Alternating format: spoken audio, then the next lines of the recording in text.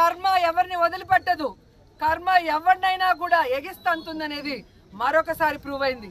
చంద్రబాబు నాయుడు ఏదైతే అబద్ధపు నింద మా మీద వేశాడో ఈరోజు వాళ్ళు చేసిన తప్పుని కర్మ వాళ్ళకి కొట్టింది, సాక్ష్యాధారాలతో దొరికేలా చేసింది. ఈ దొరికి ప్రజల మధ్యలో దోషిగా నిలబడ్డ Chandrababu Naidu as usual divert politics start చేశాడు. ఈ డైవర్షన్ పాలిటిక్స్ ఎలా ఉన్నాయంటే దొరికిన జయచంద్రారెడ్డి వైఎస్ఆర్సీపీ కోవర్ట్ అంట. మరి నువ్వెందుకయ్యా టికెట్ ఇచ్చావు?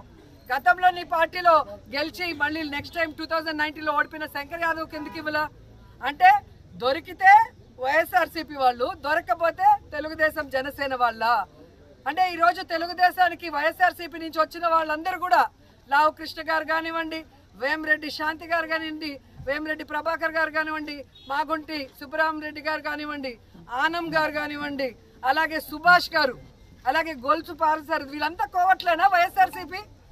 సో సిగ్గొచ్చేటు చంద్రబాబు నాయుడు, అనుభవం ఉంది అని చెప్తున్నావు. నీ అనుభవం అవినీతికి, నీ అనుభవం ప్రజల్ని దోచుకోవడానికి తప్ప దేనికి ఉపయోగపడదని మరోసారి నిరూపించబడిపోయింది.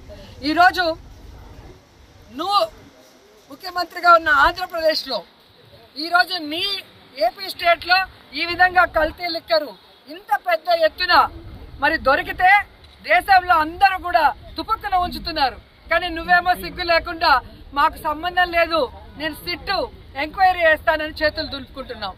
నువ్వు ముఖ్యమంత్రిగా ఉన్నప్పుడు ఎన్ని జరిగాయి స్కాములు.